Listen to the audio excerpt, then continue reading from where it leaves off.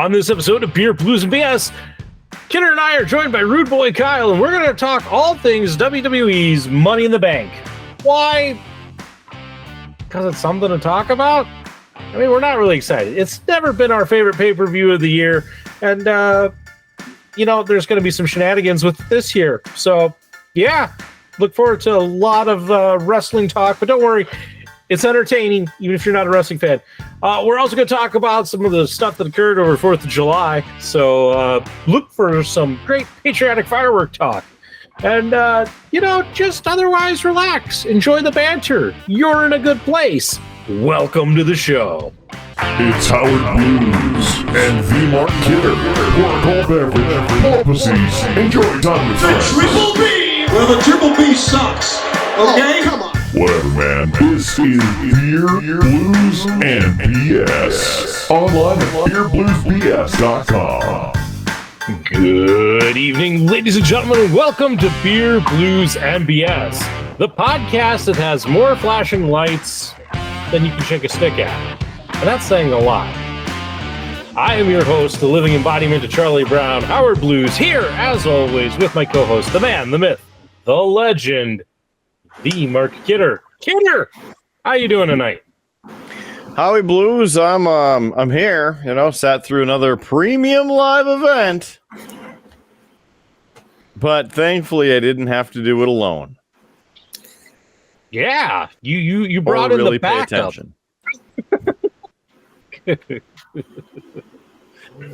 Well, listen, you paid more attention than I did to it.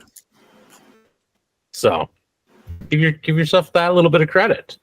But yes, you didn't do it alone. We are joined once again by returning Rudeboy Kyle. Kyle, how you doing tonight? I'm doing awesome. How are you guys? It's been a rough day. I don't know what got into my kids, but it was rough, and I was like by noon ready for my wife to come home from work, and then she called me right as I was getting the kids ready for bed and went, "Hey, I'm so sorry, hate to do this, but we're short, and it means that we'd leave one nurse here alone with too many patients. We have somebody else coming in at 11. I'm going to have to stay." And I'm like, wonderful. Yes. So I had to do solo parent bedtime, which neither kid enjoys. They were both kind of upset with me about it, but it wasn't my fault.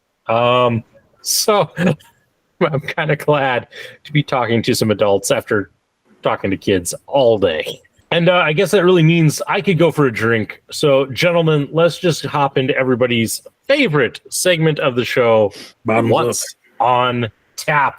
Kyle, what do you got in that tumbler that you held up there? In my insulated Yeti, I have a Jim Beam and Coke Zero. Nice. Yeah. Nice. Recently named the best bourbon whiskey. I don't know if it was in the world or whatever, but they won some recent competition that made the small headline news recently. So I was like, well, not the most expensive and not the cheapest, and it's been a while since I bought a bottle, and so yeah. Cool. It's good. I can't actually say that I've ever had Jim Beam. Yeah. The bottle that I bought recently from Sam's Club had a little sample pack attached to the neck of the bottle. It had 2 shooters of the Jim Beam Black, which has a little more smoky taste to it than the regular Jim Beam, but what I like about the regular Jim Beam is that it's not overly dominating. You still get the flavor, but if you like pairing it with Coke and you want to have a little Coke flavor and then also taste the Jim Beam, it's complementary to a lot of the mixers that you throw at it, I guess, but I usually have it with Coke. And Yeah, the Jim Beam Black was pretty tasty too. Put those in the freezer for about an hour to chill them up, and a little more smoky flavor, a little more oaky, but both are delicious. Nice. I'd ask Kidder what he's having, but he seems to be like entranced with fixing something with his flashing lights. Not only is it the lights on his truck, but the lights to accompany the show he's messing with. Yeah. Yeah. So while he's doing that, I'll hop in here quick. Gentlemen, I'm having a beverage from the Oscar Blues Brewery. It is their Imperial IPA, the Double Dales. Double Dales. Yep. An American Double India Pale Ale. It is 9% alcohol by volume. I've been saving it for a night where I'm parent in charge, and here we go. So, Cheers. Yeah, we'll give it a try. I know it's a little early. We're ahead of IPA Appreciation Month, but it's a sample. If this is good, this might be one of the official selections of IPA Appreciation Month. Yeah, we're knocking on the door of Oktoberfest season at this point. Woo! That is hoppy. That is very hoppy. It's kind of got a little bit of a weird aftertaste. I'm not sure I'm a fan of. Sometimes it changes after you're halfway through. Yeah, and we'll have to see how it is. But it is that is a strong and bitter IPA. The other thing and I've noticed this with the whole Oscar Blues, they don't tell you anything about what this is. So like, I have no hints at what any of like the other flavors they might be going for are on it. So that always kind of makes it interesting and trying to pick out. But I'm not getting much, not even like a bit of citrus or anything like that. It's kind of interesting. Yeah, 9% is nothing to shake a stick at there. That's packs a punch. You're right, which is part of why I save it for nights like this where I'm parent in charge. This is my one and done. Mm-hmm. So, Kidder, I'm suffering through an IPA. What are you having? Well, about to have a stroke. But, do I smell toast? Earlier, I had one of these. Very interesting. I wanted to share it because, yes, it is a C4, so it got blown up, right? But it is a WWE edition C4, 300 milligrams of supercharged, bold flavored energy with the Tri-Stim experience. Well, you'll be up for another 12 hours with that amount of caffeine in you. Good thing I had this 2 days ago. Earlier, 48 hours ago. It was actually yesterday. He's been up the whole time. I have. You have no idea. Supercharged WWE edition, supposed to be, good or something. But Berry Power Bomb is the flavor. Very crazy. Also, I started this and then I thought I would do a taste test on the show. Why? Because why not? Mountain Dew is their American series again. This one is the Liberty Chill. There's 50 flavors in one Dew. 50 flavors inside this one bottle. It's unbelievable. It's like Dr. Pepper got his postdoctorate. Yeah. Double Dr. Dew.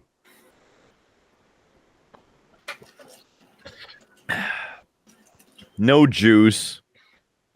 290 calories per bottle.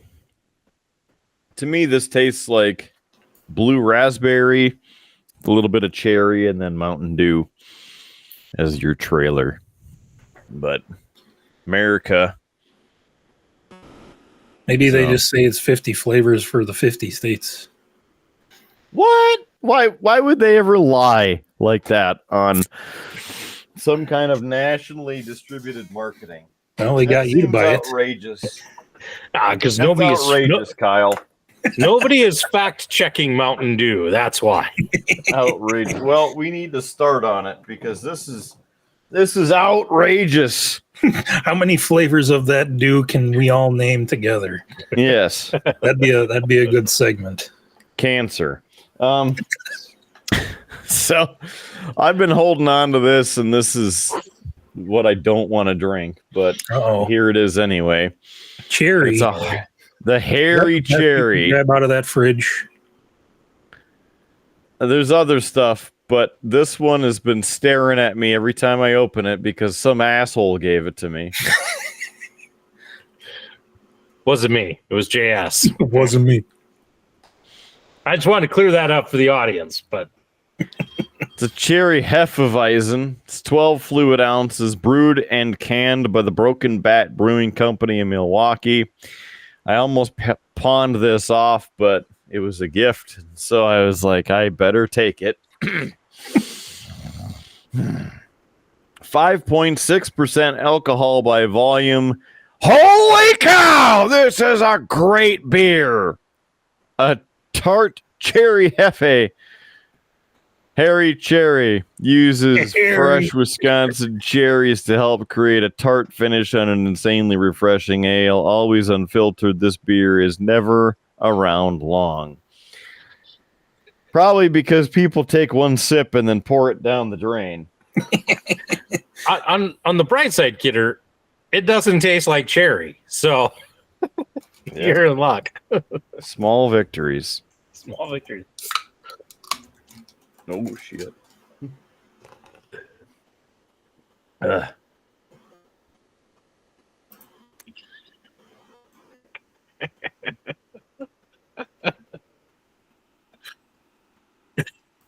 Why does it taste like apple juice?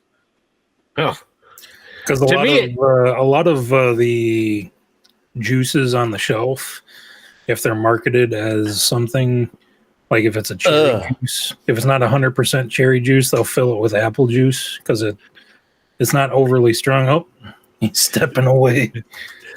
That stuff, Kyle, because I've had that on the show, and I didn't get any sort of like flavor except like a punch of just like potent alcohol.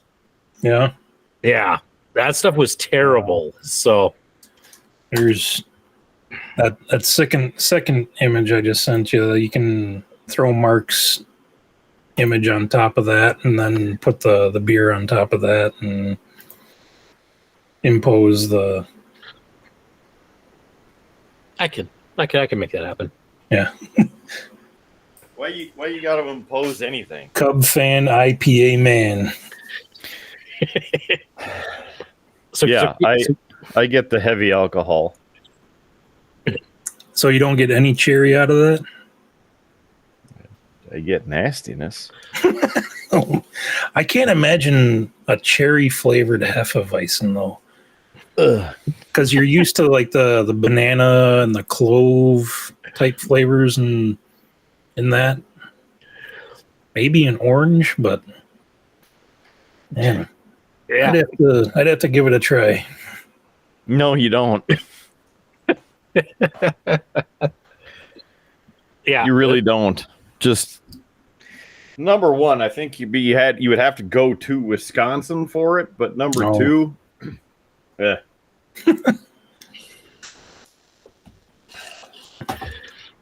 yeah. no. It's a strong alcohol taste the whole time. It's not good. So Not good.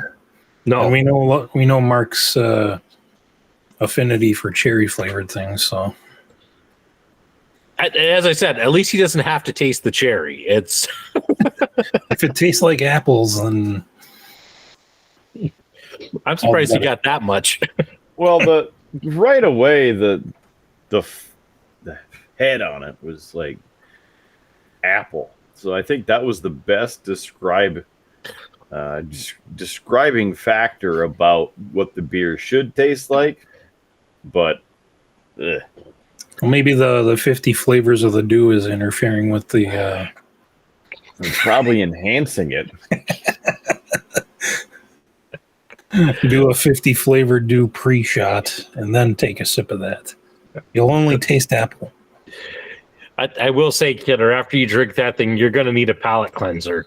May I suggest a shot of whiskey? Got that in there. Got that in there. Whiskey in the jarro. I already have a headache. Like, Uh-oh. Well, of course you have a headache. You had to suffer through the premium live event that is Money in the Bank. We might as well talk about it, Kid, or get it out of the way. We've hinted at it. You and Rudeboy Kyle watched it. I thought I was wrangling kids. So we might as well. More background noise than suffering. Yeah, it sounds like you guys are doing some trucking. So we were. So yeah, much more enjoyable. Yeah, you guys were also doing a little bit of outbreak and a little bit of trucking over on the 3rd. I tuned in for some of that too. Mm-hmm. So yeah, you missed the good parts, but better than none. I gotta go watch the replay. I might have to. I might. We'll see. We'll see what I have for non-committal. Yeah, Put it on to fall asleep tonight. My wife would not approve of that. Anyway. Yeah, no, I had to clock out because my family got back from buying fireworks and my brother-in-law was at the place where we were, and I don't trust him with my kids, so yeah, had to step away from it. So yeah, fun times. Well, Money in the Bank 2024 coming to you live from Scotiabank Arena in Toronto, Ontario, Canada. 19,858 people in attendance. So when you do the conversion, that's really about 23,000 people. Because they're in Canada. Right. We got to convert from metric. I got it. Thanks. Tonight, we have 5 matches, and it started at 6 Central Time. We already know what happened. I feel this is a great opportunity for Howard to get in a pick before we share what it is. And then, you know. Parent in charge ain't happening. Hey, well, you better get them right. How about that? Let me pull up Wikipedia while I'm sitting here. And then you have to take double shots. And they stack with interest if you don't want to do it tonight. How about that? Bam! We got this covered. What's the interest rate going on these days? Oh, about 6.9%. Nice. I just like to remind you that IPA Appreciation Month is coming up, and I'm picking all the beers. The show may go dark for a month. More like IPA depreciation. Yeah. I'll probably get more viewers when we don't make new episodes. So. I'll tell you what, Kidder. I will make predictions. I will keep score, and you know what? Next week I will do my penalty. Woo! So, we'll just keep a nice tally. For those who are wondering, what is this whole predictions and penalty shots and all of that? Traditionally, Kidder and I have made predictions before every pay-per-view and premium live event that we've watched for many, many years now. We kind of keep score. We play for the now defunct WWE pay-per-view bragging rights, which Kidder is currently still holding. But because of the whole 4th of July holidays and all of that, We didn't make predictions this time around. And normally when we have our prediction show or our review show, everyone that I got wrong on my predictions, I take a penalty shot in a little game we call If You Know, You Know, which is the fact that I have 4 mystery bottles of alcohol here that I take shots from. None of them are really pleasant. But because I'm parent in charge, we'll just, hold off on the penalty shots until next week. We'll see how I do. At least the worst I can do is 5. I feel like I should shoot this. I mean, gone. Unfortunately, it's like the Saturday after the 4th of July, and most of the firework shenanigans have gone away, or you could have just blown it up. I still have mortars in my garage. I mean, as long as you film it and then put it up as a reel and a short, I mean, that'd be good. I'm surprised you didn't do that with the watermelon blow up this year. Well, there's a chance. You're saying there's a chance. Mm-hmm. You can see how excited we are to review Money in the Bank. So the graphics were good. I like. We're always going like towards the start of the review, and then it's like, do we need to do this? Son of a bitch. Mm-hmm. We're holding true to our show's name. Yeah. Nobody has a point. What? Well, we're drinking beer. So we're all kind of sad that you guys have to watch Money in the Bank, and there's a lot of BS. We're really on brand tonight. So the graphics were good. They're in Toronto. They themed it kind of around Maple Leaf, but also had the Money in the Bank. And I think you would appreciate these graphics because it's like the old spy cartoon. Yeah, it was a spy versus spy kind of theme. That was pretty cool. I saw a little promo video for it and saw that, and I thought that was pretty cool. So I did catch that much. It's always weird when I look over to the other screen and I get to see both of you, and you're both doing stuff with your noses, and it's like... Cocaine is bad, kids. Don't do drugs. All right. So the graphics were good. The music was, all right until they had the hokey pokey rap music to go along with it somehow.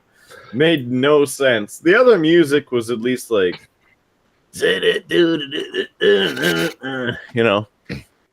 spy-esque. Kind of made me miss Archer,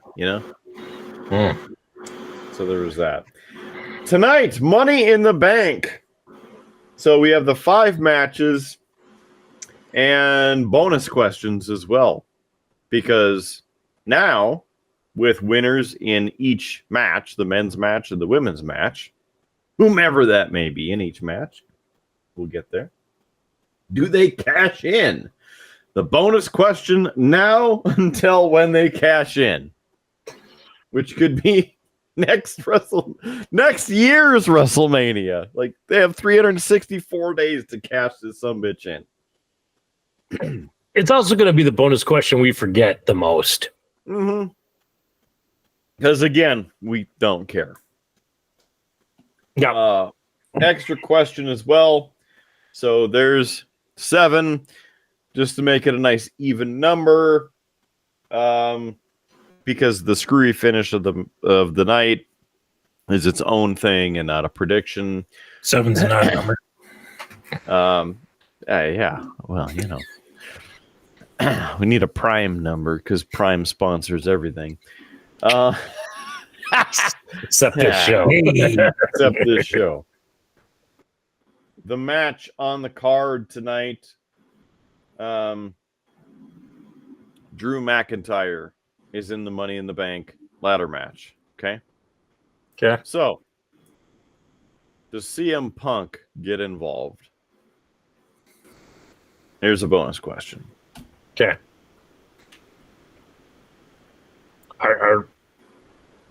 Let's throw that one out first. Does he get involved?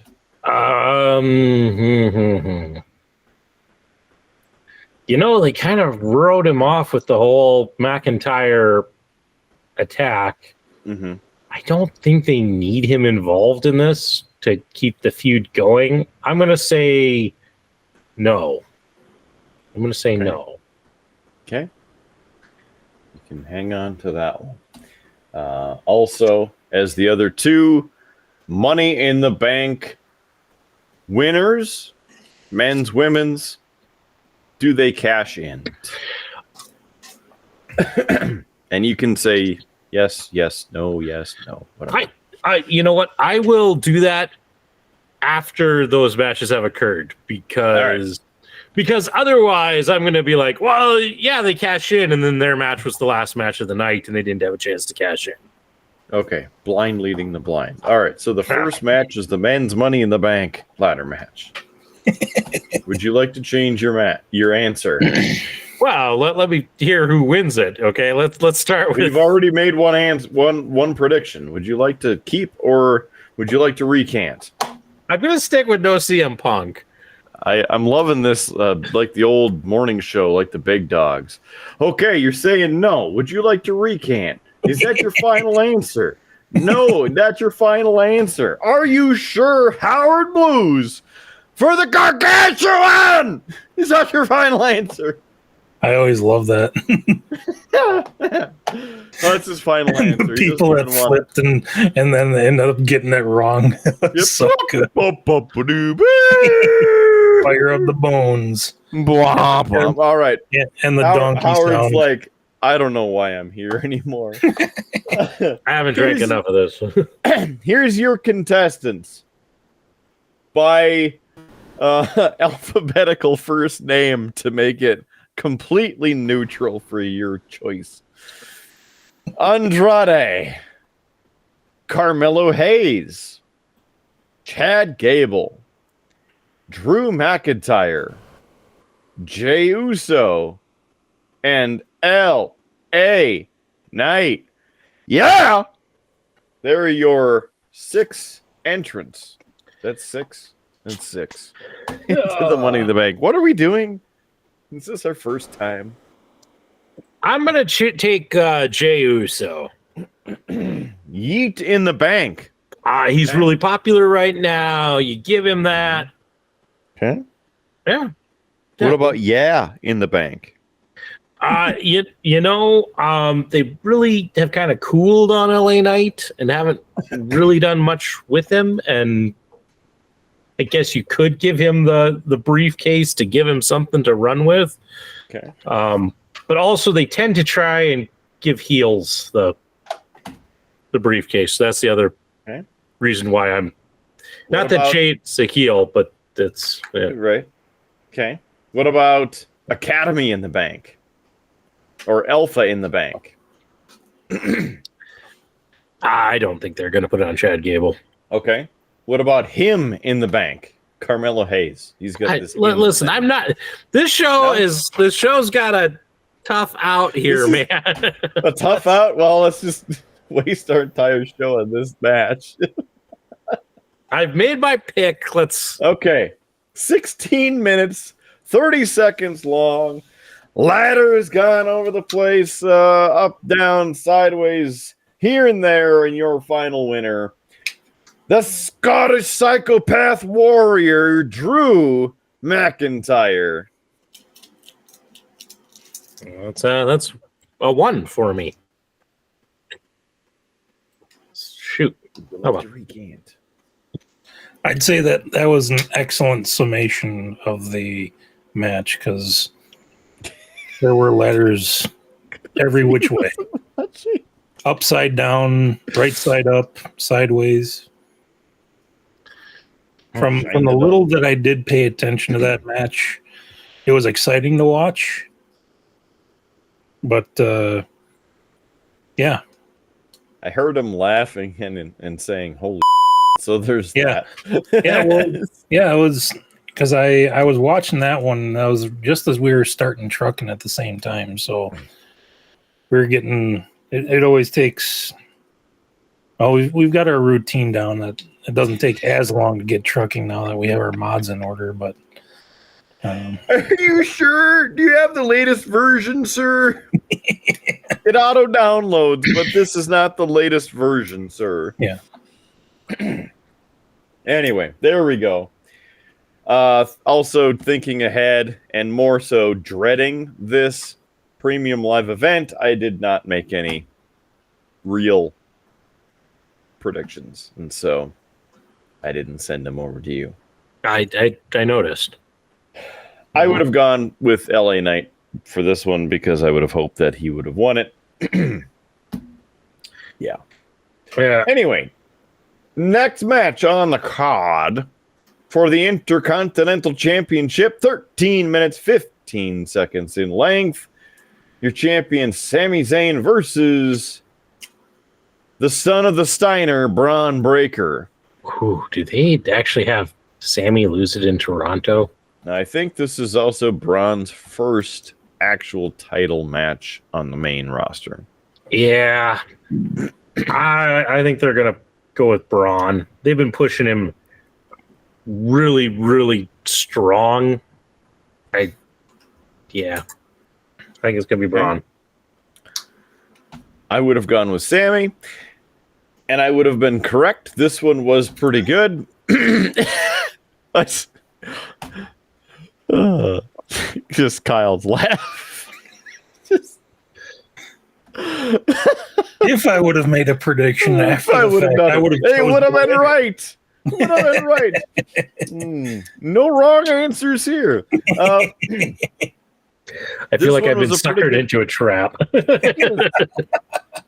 Where's your Admiral Akbar up on the shelf behind you? That's It's a trap. Yeah. Swinging around.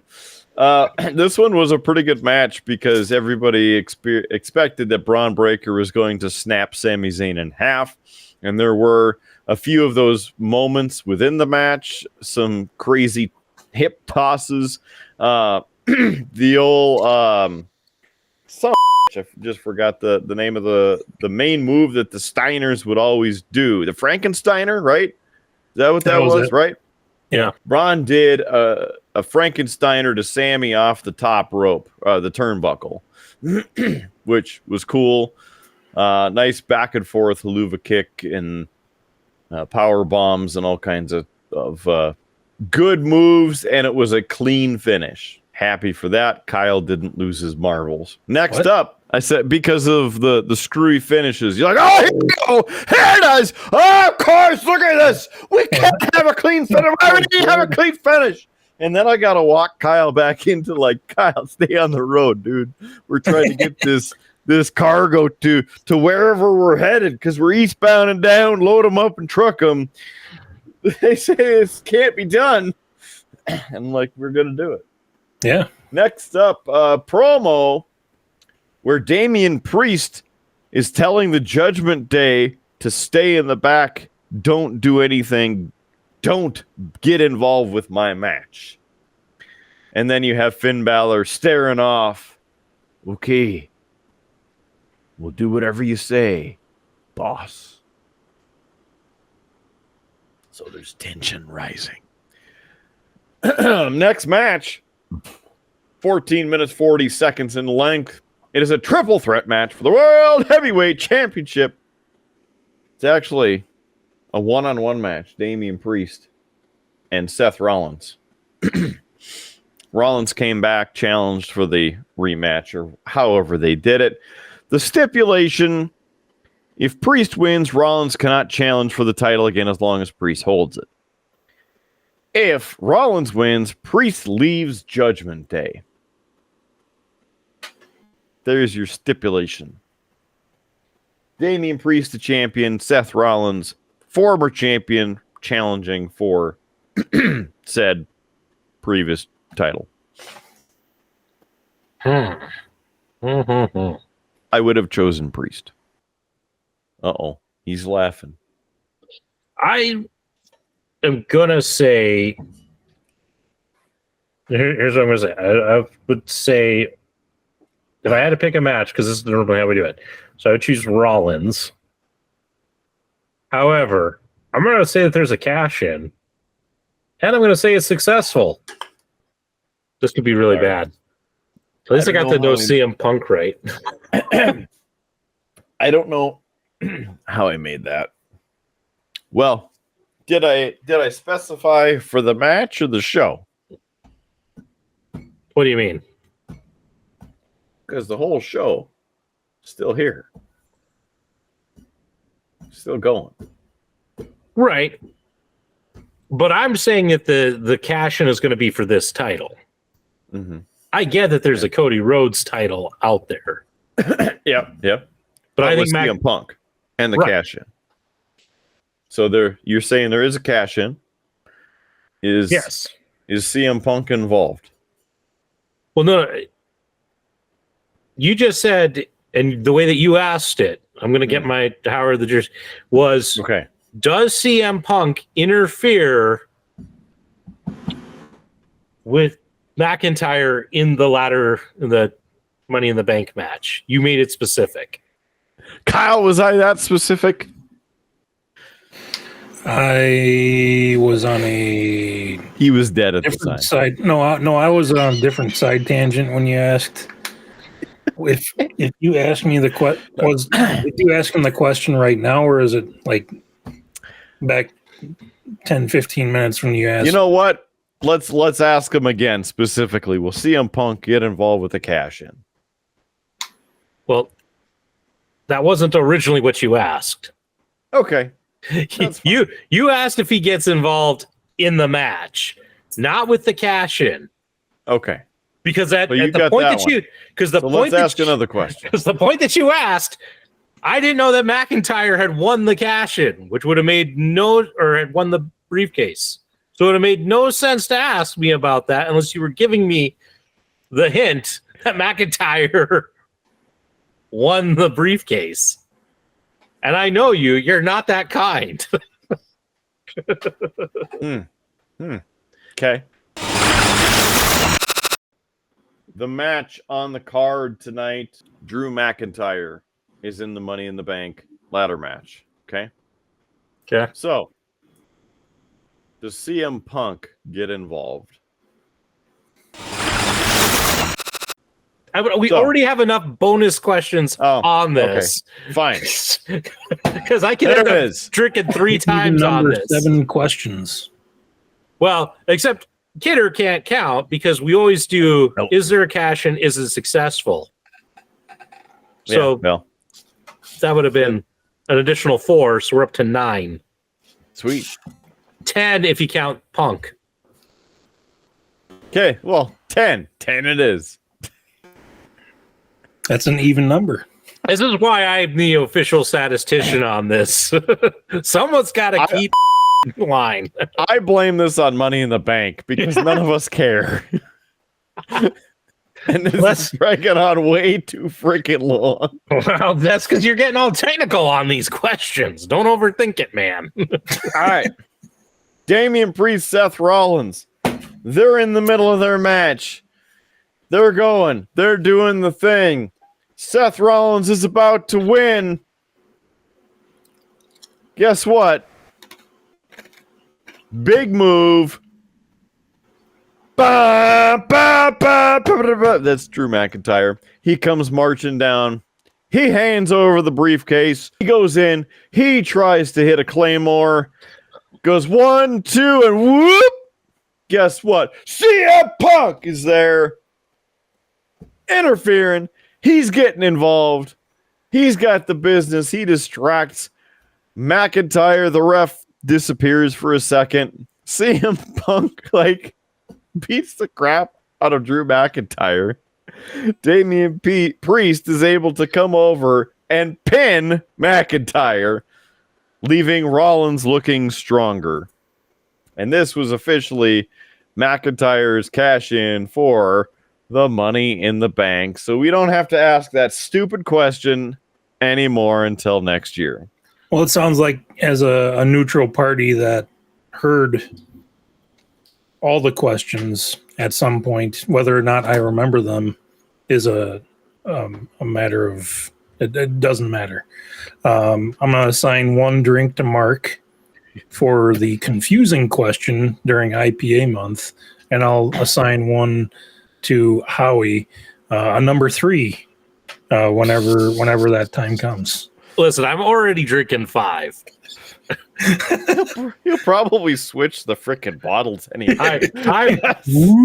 Oh, I like it. We are Still number 3. we're 3 matches in, and Pay no attention to what goes behind the curtain. I got 5 shots to do off of 3 matches. Okay. Oh, we're now up to what, 10 questions? Is it? Are we throwing those other 2 questions in? Hey, Well, he's the one who added the extra things in. So all right, 2 extra shots. No, it's because the other 2 would be: is there a cash in on the women's match? And is it successful? That's the other 2. But that's if the women's Money in the Bank match happens before the title match would happen. And guess what? That one's next. See, He's like, son of a this sucks. Listen, I've been getting ganged up on all day by a 4-year-old, a 2-year-old, and I'm here getting ganged up by the 2 of you. I'm I'm encouraging you to have a tasty beverage and have a relaxation time period here. Oh, there's no ganging up here. I don't know. This seems very aggressive. Unlike Mark, I don't charge any interest for future drinks. That's just one drink in the future. Yeah, sure. I marked it on the sheet. Yeah, okay. Invisible ink.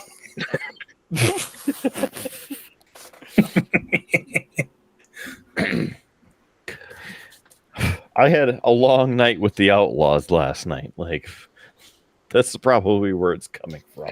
That's a separate. Don't take that crap out on me. Seems you almost asked for it. I did. I came down trying to have a pleasant evening. Fooled you. Maybe the joke's on you if you start with an IPA. I'm thirsty again because I'm out. This has been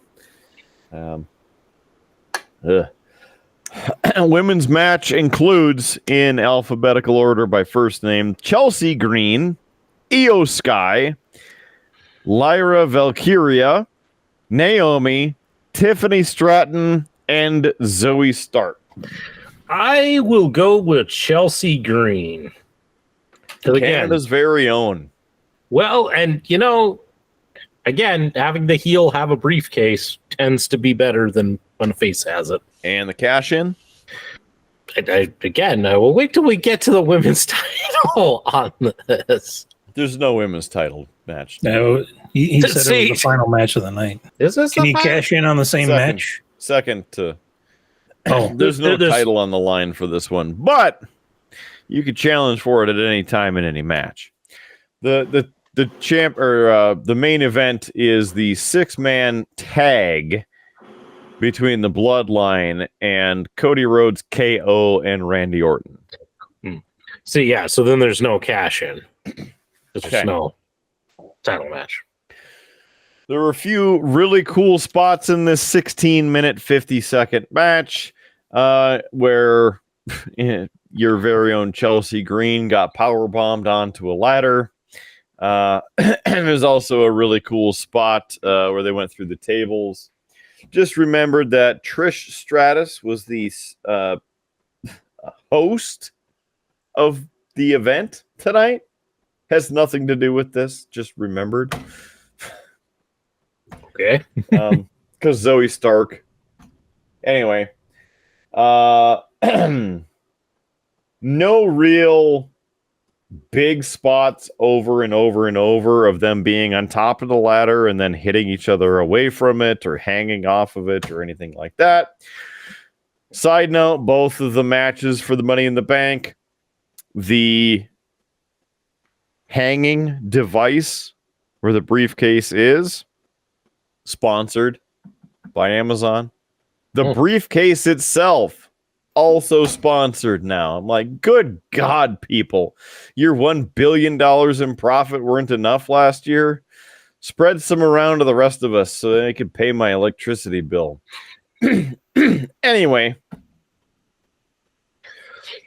Tiffany Stratton goes to the top and is able to remove the briefcase and becomes Tiffy in the bank. Yep. Okay. I'm up to 6. 6 drinks and 5 matches. Mm-hmm. 6 drinks and 4 matches. Yeah. All right, main event. It's time for the main event.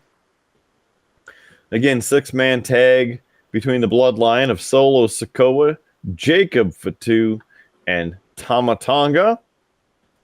Tonga Loa is also ringside. Versus Mathun Cody Rhodes, KO Kevin Owens, and Randy Horton. Here's a who. 24 minutes and 40 seconds in length for this one. I'm going to take Cody, KO, and Orton. And as I mentioned to Rude Boy during the trucking, I chose the bloodline. Okay, I'm not keeping your score. Yeah, it's fine. Just wanted to throw that out there. The last match, I didn't really have a thought, but I also didn't care. 24 minutes, 40 seconds. This one was pretty good, all over the place, back and forth. I think they're trying to make, Solo Sikoa look pretty strong as the self-proclaimed leader of the bloodline, that he is now the head of the table. Then, toward the end of the match, the ref gets blasted. He's out. Oh my gosh, Cody's gonna win. Cody's gonna win. He hits him with the crossroads. The crossroads. Got him with the crossroads. There's no ref. Gotta get a ref out here. Where's the ref? Rude Boy, get your ref shirt. Get out here. We gotta count to 3. It's already to 15. Well, then the interference comes in and stomps a mud hole into Cody. The referee falls out and magically gets brought back to life after Solo hits Cody with the Samoan spike over the cover. Dragged in 1, 2, 3. Bloodline picks up the victory over the Dream Team. Wow. I got like everything wrong on this. And that's why we hate Money in the Bank. It is why we hate Money in the Bank. So, hey, everybody, tune in next week when I take 7 shots. 7 shots in the night. Yeah. Have to Volbeat's set a gonna be timer. happy. I'm gonna have to do like one every 10 minutes or so. Power hour. Other breaking news. John Cena showed up and announced 2025 is his final year of competing in WWE. He will be wrestling at all of the events, basically, through Survivor Series, and then done. Yeah. I mean, it makes sense. He's staying busy enough. He doesn't need to be at the wrestling matches anymore. So, but wow, he's going to do all of the events for a year. That's pretty impressive. And you say, was it WrestleMania in Las Vegas was going to be his last match? Yep. This April will be, well, it won't be his last match because he has Royal Rumble and whatnot. But okay. Survivor Series 2025 will be his final one because that is the final real pay-per-view premium live event for the year. He also announced that they let him have the weekend off from shooting Peacemaker Season 2 to come do this. Yeah. Yeah, he's also in the new Superman movie. So, I mean, which makes sense because, James Gunn has taken over the DCU. So of course he likes John Cena's Peacemaker. He's,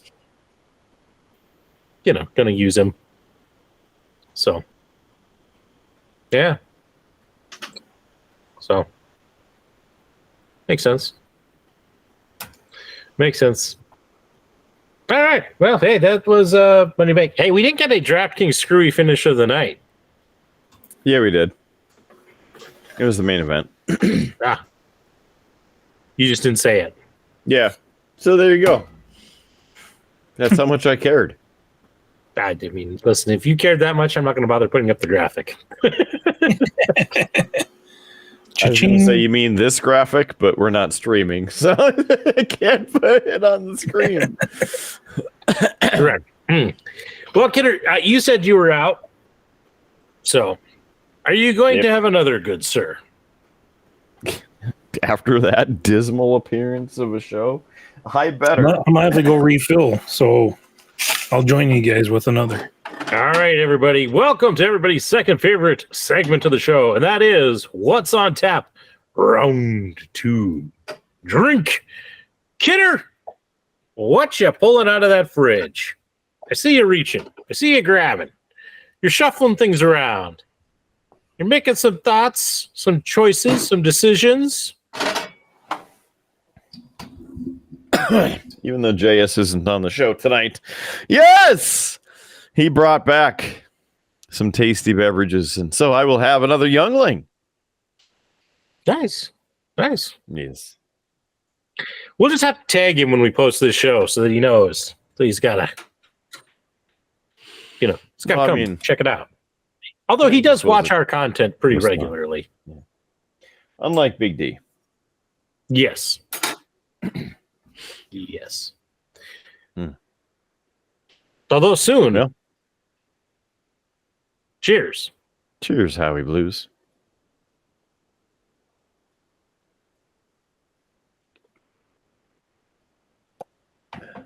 I'm almost done with this double IPA. And I'll be glad when it is done. When I finish it, Kidder, I brought down a body armor. So that'll be my second drink of the night. It's always good to be safe. Yeah, a little strawberry banana. A little hydration. Good stuff. Good stuff. And we're waiting for Rudeboy Kyle to get back as he makes himself another drink. I came across our reel on the Beer, Blues, and BS Facebook page. You like that one? Yes. Yeah. It makes me laugh to begin with. Of the coming in hot. Yeah. That was a good one. I enjoyed it. I hope that one gets some views, because that was entertaining. It was fun. For those who haven't seen it, it pertains to a little incident that occurred over on the old Triple B Gaming playlist, one of our live streams. So that's why it's a great example why you should tune in when Kidder does streaming, and you can find that at the address below. Kidder on Twitch. Yes. Or the Triple B YouTube channel. That's right. We also simulcast, simulstream. Yes. Also on to YouTube at that time. So you can check that out. But yeah, that's a good one. The next few are kind of okay, but I spent some time this morning getting about like the next, or at least the rest of this month's scheduled in. So good times.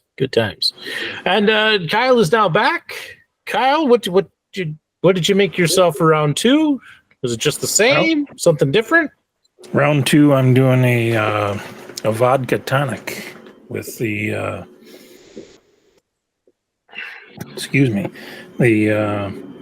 Members Mark American vodka for the July 4th weekend. They try to make a affordable or almost like club priced version of a French vodka, and the tall bottle that's kind of a maybe a Grey Goose clone. And then they have a American version that is kind of like, I guess the best way to describe it is maybe Grey Goose on the nose. We'll not say Grey Goose. We'll say Smirnoff on the nose because it's a little sharp on the nose, but it goes down smooth, maybe more like Tito's. So if you shop at Sam's Club, they sell two different versions of their Members Mark vodka. There's a French version and an American one. So they both kind of have their own unique smells and tastes, but they're both pretty decent and priced at about half of what you would pay for the premium ones. So, yeah. Nice. Yeah. Well, gents, hey, 4th of July just happened for us. I know by the time this airs, it's been a couple of weeks. But how was your guys' 4th of July? Any big plans? Any big things that you did? Well, I went over to a good friend's place, and we had some Mexican street taco style dinner, and lit off a few fireworks in the backyard. And we started a small but contained fire in the plastic trash can that was disposing of all the fireworks. Not sure who was responsible because there was a 5-gallon bucket full of water kind of halfway between the table holding all the fireworks and the launch pad deep in the backyard. And I was kind of just observing halfway between there was like a little kiddie pool where we were trying to soak some of the fireworks that had some heat to them. And I was looking at my friend. He was just holding a Roman candle, just firing stuff off. And I hear my wife and my good friend's wife hollering 30 feet behind me. And I turned around and I looked and I saw flames coming out the plastic trash can. I'm like, all right.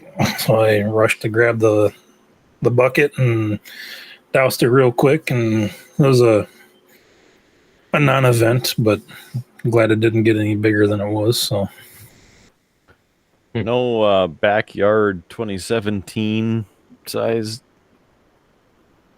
flame. I'd say, well, it's tough to say where the fire emanated from in the can, since my main concern was just putting water on the fire. Probably about its ignition point. Well, that's where it was, but like if it was at the bottom, but I'd say it was one of those normal 50-gallon trash cans, and we had other stuff in it from the night, like leftover food, and we had watermelon rinds and whatever, and just started chucking used fireworks in there.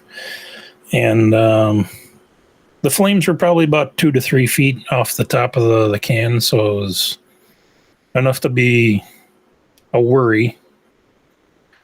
But yeah, that was kind of the main event of the night, aside from shooting off a good bit of fireworks, and had some other semi-professionals down the block that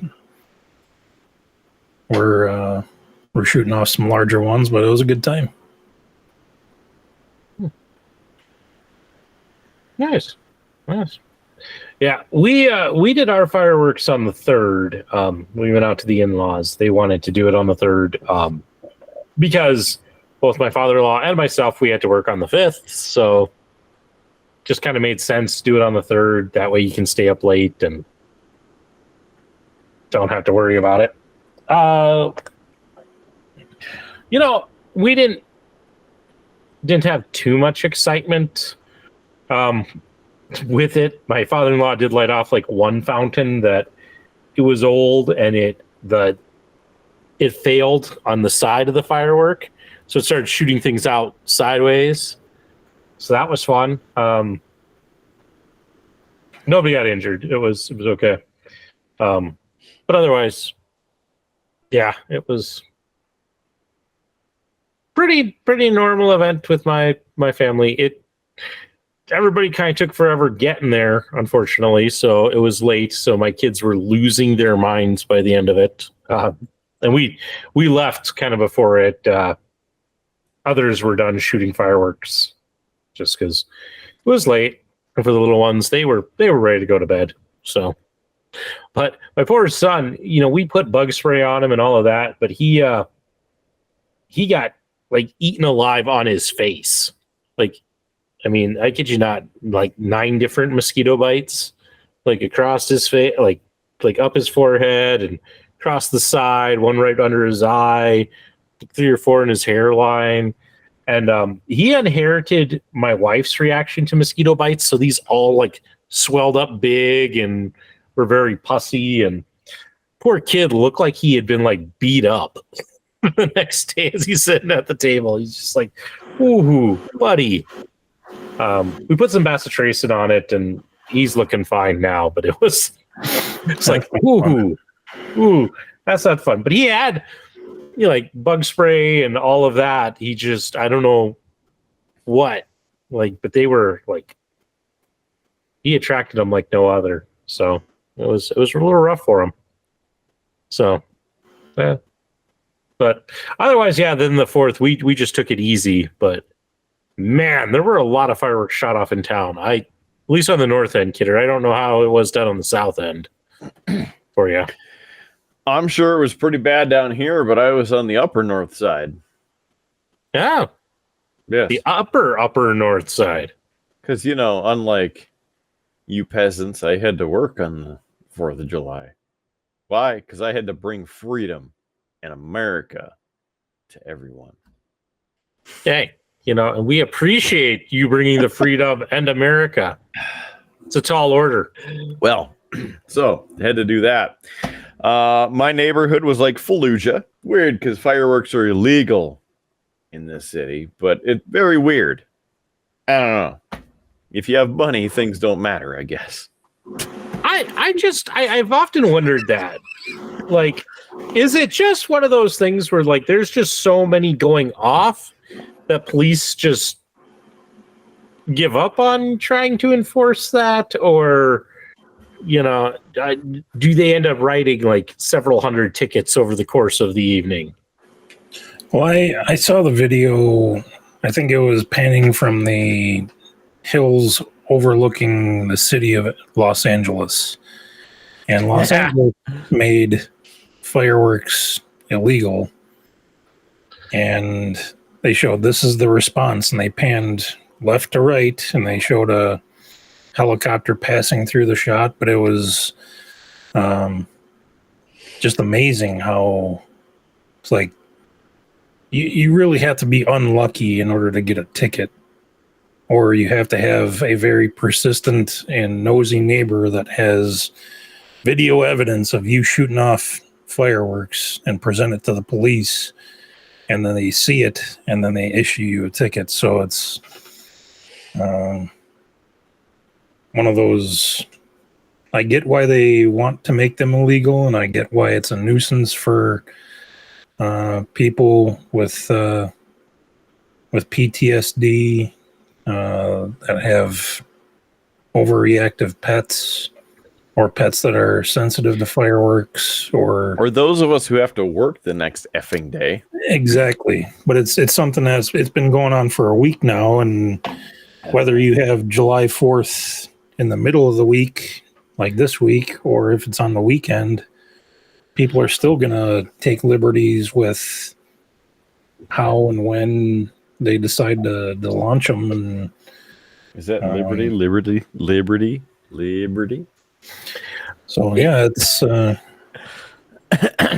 not easy for for the people that have legitimate complaints against them and the people that try to enforce the rules. So, yeah, I mean, I know of one person who posted that they still had fireworks going off around their place at like 3 a.m. And his complaint was very simply like, can't you get this all done by like 11? You know, it's dark by like 9:30, 10 o'clock. mhm. Surely you can shoot everything off in an hour and a half, you know. Yeah. But to be going until, 1, 2, 3 in the morning, it's like, oof. And I would agree with him on that. It's like that's a long time. I was hoping to find the article, but Fargo reported how many complaints were in and how many calls that the police department had to respond to. And I think the total was like 74 calls on the 4th of July. Yeah. Side note that in Somerville, South Carolina, a South Carolina man died after placing a lit fireworks on his head as a dare, challenge, or otherwise stupid choice, and it was his last. There was there was a video that I saw, and I don't remember where it's from, but it was a fireworks show, but it was in like in a stadium, and you see the military planes come over and do a flyover, and that as they flew over, they launched fireworks off at the one end, and then one of them went awry and started shooting them into the audience. But everybody's watching the planes go over, so people didn't even see these things come in and hit them. I've seen that one from a couple different angles. That was, oof. Yeah, fireworks are dangerous. You gotta be cautious. Kidder, I don't know if you know this. I actually was set on fire by a firework at UND. Did you ever hear this story? I don't believe so. I found the article. It's 120 complaints between July 3rd and the morning of July 5th. They also responded to 10 fires, including one of them being in a dumpster, which Fargo is a dumpster fire. Thank you very much. Hey. Be here all night. Howard Blues, take it away up to El Forco Grande. Yeah, so this was freshman year, and I was at it was orientation, and they did kind of all the orientation events, and one of the things they did was they did a little fireworks show over in Memorial Stadium. And so I went over and watched, and surprisingly, the person I ended up there with is my wife. We weren't dating at the time, but we were just hanging out as friends. And because they were shooting them off in the stadium, we didn't start dating till the next year. It's a long story, but yeah.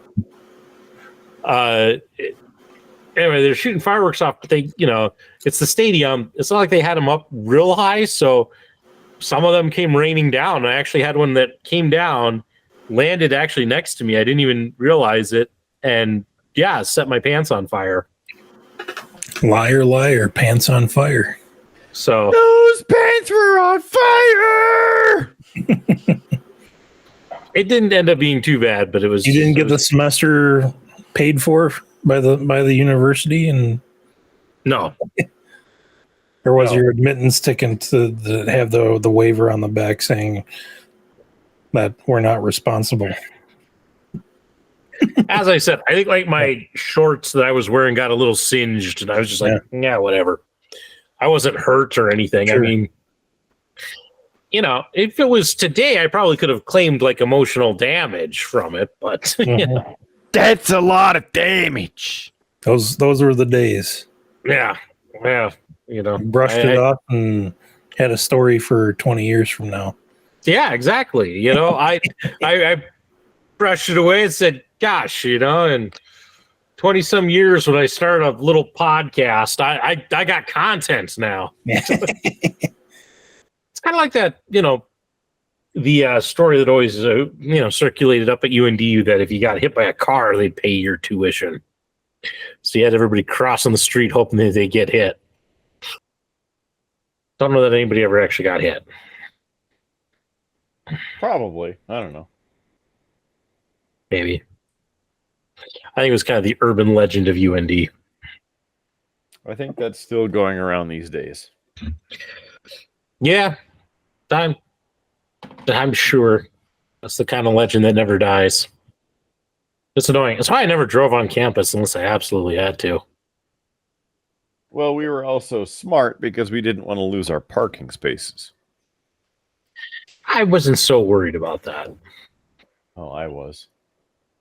I didn't want to lose my primetime parking just to drive across campus. I could walk. Well, listen, It's like walking on the Vegas Strip. It's just right over there. I could walk. Yeah, I mean, I walked to class. I didn't drive to class, but anywhere's walking distance if you got the time. Yeah, I mean, walking across campus. See you in a couple of weeks. Walking across UND wasn't that big of a deal. So, but if I had to I got to run to Walmart, they didn't worry about oh man, someone's gonna steal my parking spot. I was like, yeah. It is what it is. Mm-hmm. Well, I related to the fireworks part of it, not losing my parking space in the UND parking lots. Assisted not only by blowing up one watermelon that I brought and the mortar associated, but with a second as well, because tradition, that's why. Yeah, you do tend to blow up a watermelon every year. It's kind of been that sort of tradition. In good times, and we have the video to prove it. Take your cherry IPA and blow that sucker up. Yeah. The watermelon's cooler because it goes everywhere. With this garbage, it would just evaporate right away. Yes. So we have the slow-mo video of both. You're welcome, Internet.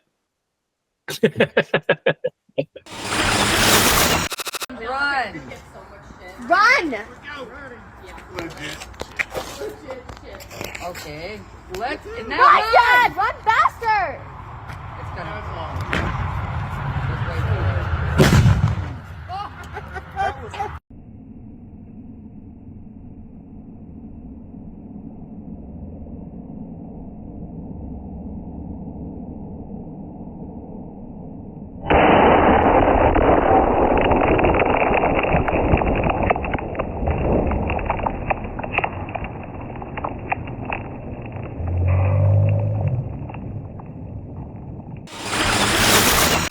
It's always good to. Also lit off a firework purchased and then bought one. The Silver Cyclone, a 16 shooter. That one was kind of nice. Shot him up and like a tornado. Tornado's coming down, everybody. From Dominator Fireworks, nonetheless. I had to laugh, Kidder. The first reel that we ever did on this channel, I did last 4th of July. And it was because my father-in-law had purchased a non-copyright infringing spacecraft firework, aka the Millennium Falcon. And he set it off, and it's kind of a dud firework.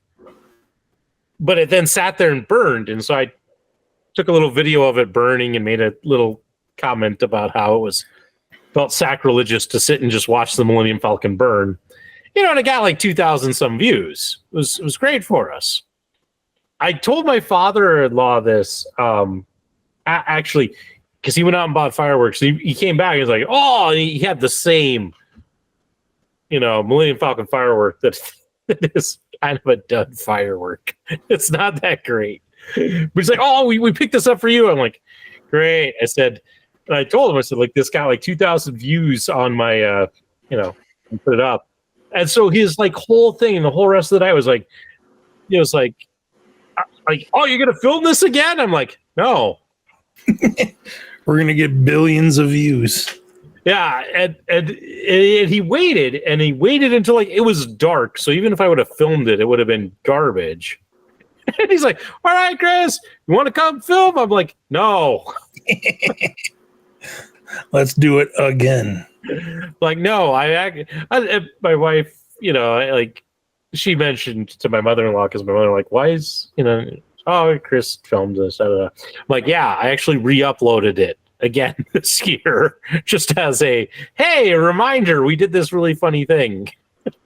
So if you're looking for it, hey, go back to our 4th of July, and you'll see the longer cut of it that actually shows just how bad of a firework that is. I saw that for sale at both of the places I went, and kept walking. Also, I did not get the video, but there was a non-copyright Grogu sparkler fountain of some kind that was actually somewhat quality, but again, dark enough, didn't record. Laughed because you can't say this is the way. This is the path, or this may be a way. My wife saw, because she went with my father-in-law to purchase fireworks. They had a Pikachu one that she brought up, and I don't know if you guys have ever seen it. There's a video of, it's a YouTuber who was given one of these and decided to light it off in his house because he didn't know what it really was. I will put the link in the show notes for you. I don't know if you've ever seen this, Kidder, but it's the guy, like, he lights it, it starts smoking, it starts shooting, sparks and flames everywhere, and he's just screaming because he lit this thing off in his house. Oh, people are so dumb sometimes. Okay. Yeah. Dumb. I then bought fired off. We picked up the Neon series or something like that of the 5-inch mortars, 24-pack, bunch of Roman candles. The mortar, so they're 5-inch mortars. That was what we put in one of the watermelons, which is why you get the nice phosphorus firework action. Yep, it was a good use of that. I saved 3 packs for next year. Nice. It's good. The Roman candles, of course, and I think those are the ones that you really hate. That they're little round things with the fuse. You light them, throw them, and then they strobe flash. Yeah. No. No. I'm not too picky on fireworks, truthfully. I'm just not like, I am not as like, my wife is the pyro between the two of us. She's the person out there wants to be lighting and shooting off stuff. I don't. I want to be sitting like on the deck, drinking a, peach long drink and just going, okay, you guys do that. That's how I prefer to do it. This year I was busy being the one wrangling kids almost the whole time. So that's how it goes. So, but Well, Kidder, Yeah, that's We've- how she goes. yeah, and hey, on that patriotic talk, we've been talking for quite a while, and it's late because we started late because of the pay-per-view, and We blame Money in the Bank for everything. I mean, it really is the sum of all evils. It's probably time that we wrap this show up, and to do that, we gotta talk a few plugs, of the patriotic variety. Yeah, sure. America. Support America and the true capitalism that is keeping this show going by donating and supporting at beerbluesbs.com. Yeah. Also, streamlabs.com/beerbluesbs. That's the place to go for good merch. That's the place to go to donate straight up. And it shows up on our live streams when you donate at streamlabs.com/beerbluesbs. And so you get the fancy effect on the screen. Your name gets to go across the bottom of the screen for like ever. I stared at a candle for like an hour to find myself. Could be you and Beer Blues and BS staring at yourself right on the bottom of the screen. Could be you. Kyle's name's there. That's great. Howard's name isn't there. Howard spends enough money on this show, and time, and effort. Yeah. Yeah, there's a little Be a bit of tax write-off. Yeah. This is home defense. They see what we have already and go, nah, I don't want any of that crap. Anyway, to help us keep the show going, please buy some stuff and support us at streamlabs.com/beerbluesbs. Again, streamlabs.com/beerbluesbs. We're on Facebook and Instagram. Like us, share us, please. Go find the reels, find the posts. Love for you to be part of it. Like the page and share the page. Facebook and Insta at Beer Blues BS, or just search for Beer Blues and BS. Other than that, we're on all of the audio platforms out there for this version. Made it this far, you're watching or listening, thank you. Please go to all the other versions of this show and like those too. Smash the sub button. It's free. We don't charge anything for this because, well, we can't make any money to begin with. So help us there. Keep this thing going. We're on Spotify, iHeartRadio, Pandora, Stitcher, TuneIn, IMDb, Player FM, YouTube Podcasts, Google Podcasts, Apple Podcasts, and everything in between.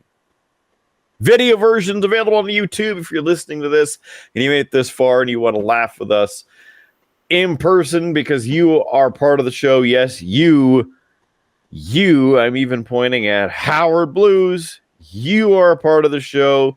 Now Lazy Goalie's pointing. We got a whole pointing thing going. This thing's pointing, shooting laser beams all over the place. There it is. Now we just don't have any budget left because that blew the special effect budget for the rest of the year. Anyway, There goes the budget. probably for next year too, with how much money comes into this show. Let's be honest here. So if you could just like and share and subscribe everywhere, every time, on all of the places, that would be awesome. But the YouTube channel is where the video versions are housed. Otherwise, the website, the store, the socials, everywhere in between, the Killer Kidder Show and Spotify. Lots of good times in lots of good places. Final thoughts. Rudeboy Kyle. Well, I will say thank you so much for inviting me to another show. It's been an awesome time. We did our own slight version of predictions, and it was a premium event. But yeah, thank you guys again, and happy 4th of July to everybody. And we'll find you on down the road. Happy Independence Day, Rude Boy. Yeah. Cheers. Howard Blues. You got a final thought? The very simple one. I'm going on vacation next week. Looking forward to that. Being away for a bit, hanging out with the family, doing a little camping. Should be a good time. And I'll be back to take all 7 of these penalty shots next Friday. Yay. Make sure you tune in. The suffering will be a lot. Yeah. Let's make sure we don't invite JS because he knows which one of these 4 drinks are terrible. Yeah. Yeah. But that's my final thought. That's a good thought. And on that depressing note, let's get on out of here. For these 2 gentlemen, I am the man, the myth, legend, Mark Kidder. Thanks for being here for this and every episode of Beer Blues and BS. Remember to keep your glass at least half filled. Keep the full. There's free beer tomorrow, and we will catch you on down that Tuscan highway. So, catch you on the next episode of Beer, Blues, and BS.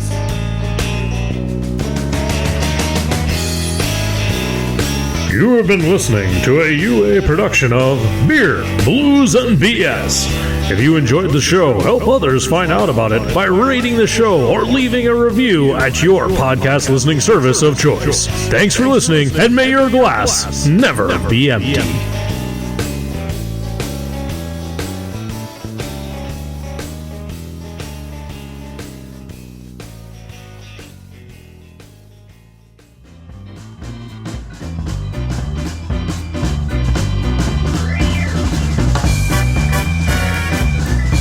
UA Productions presents A Glimpse Behind the Curtain.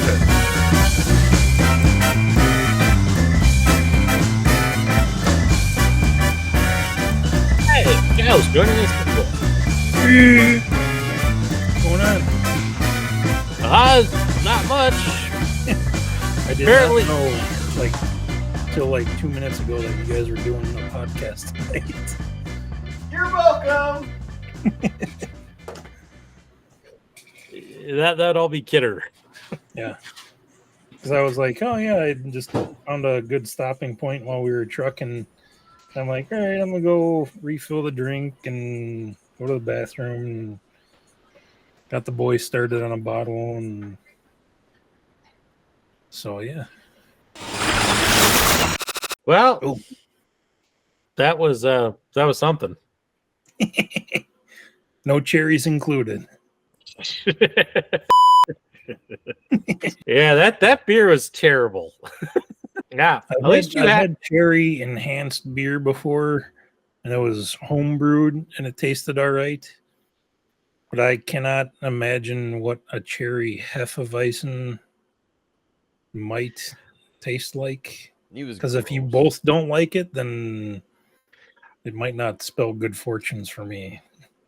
I haven't looked at it, and maybe we'll have to ask the local geek. But I kind of get the feeling, or at least the inclination in my head, that there hasn't been a Hefeweizen on this show that anybody has liked.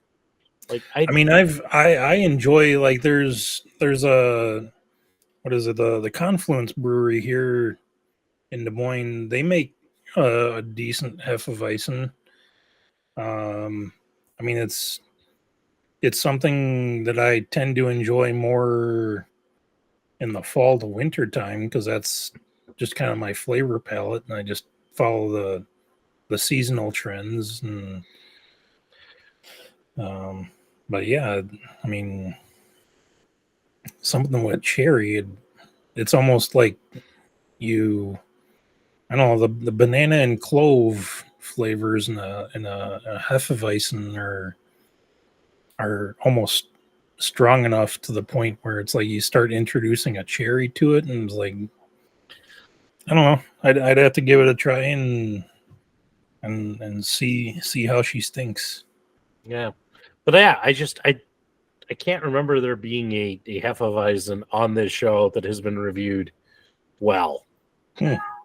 So I enjoy them, but it's the we're not even to the dog days of summer yet, and we're like when I think Hefeweizen, I think early. I think the fall season, like late August to early November. Well, we're just gonna have to make sure that we have you on late August to early November, and you need to have a Hefeweizen and Yeah. defend the type. I'll pencil it in on the calendar. He's just gonna. Just block out those 4 months. At some point. You know, Howard, I truly think and believe that at this point we should just send out the invite to everybody on the contact list every week, and whoever joins.